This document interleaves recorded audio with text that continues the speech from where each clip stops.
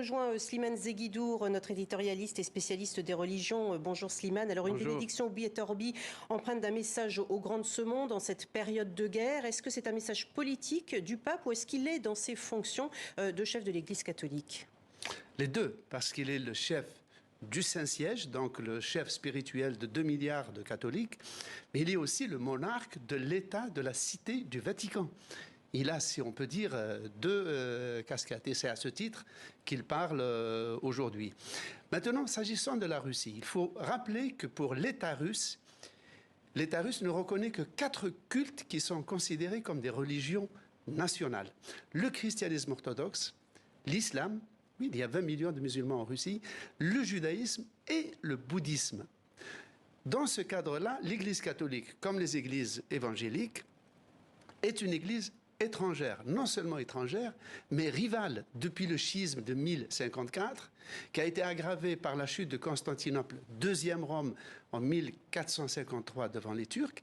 Et c'est à ce moment-là que Moscou est devenu la 3e Rome, c'est-à-dire le centre, le cœur de la chrétienté dans le monde. Et depuis lors, il y a une rivalité entre Moscou et Rome. La différence, c'est que l'Église catholique a un seul chef, c'est le pape, tandis que les églises orthodoxes sont, comme on dit, autocéphales. C'est-à-dire chaque pays est son propre patriarche. Mais celui de Moscou et de toutes les Russies, c'est son titre complet, patriarche de Moscou et de toutes les Russies, gouverne les orthodoxes russes, mais aussi une partie des orthodoxes du Kazakhstan, de l'ex-Union soviétique. Mais il y a eu des dissidences, justement. Et en Ukraine. Alors, en Ukraine, il y a l'Église orthodoxe ukrainienne a décidé de rompre son lien ombilical avec le patriarcat de Moscou pour devenir une église ukrainienne orthodoxe autonome.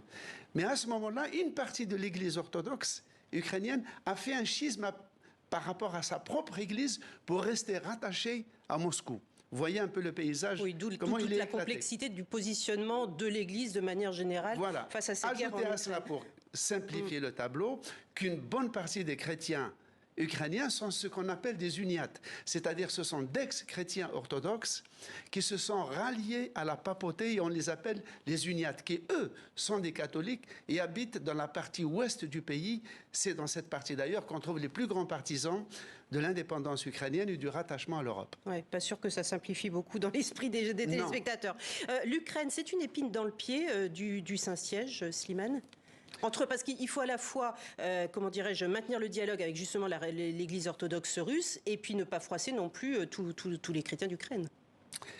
Alors, pour les chrétiens d'Ukraine, je vous ai dit, ce sont les uniates, donc ce sont des chrétiens ex-orthodoxes qui se sont ralliés à Rome, et cela entretient chez les Russes à Moscou une sorte de paranoïa, comme si l'Église catholique considérait toute l'orthodoxie russe comme une terre de mission dans laquelle il faudrait encore convertir des gens au catholicisme. C'est pour cela, par exemple, que le pape de Rome a pu aller dans des pays musulmans, y compris ultra-conservateurs, mais n'a jamais pu aller à Moscou. Il y a 20 ans, le patriarche de Moscou et de toutes les Russies de l'époque, un de ses conseillers avait dit à la presse que le pape à Moscou, c'est comme Ben Laden à la Maison-Blanche. Vous vous rendez compte un peu de la comparaison? Merci beaucoup Slimane Zeguidour, et tout ce que vous nous tout ce que vous dites effectivement laisse compromettre cette future rencontre que le pape souhaitait avec. Elle sera très difficile, mais pas exclue. Merci beaucoup.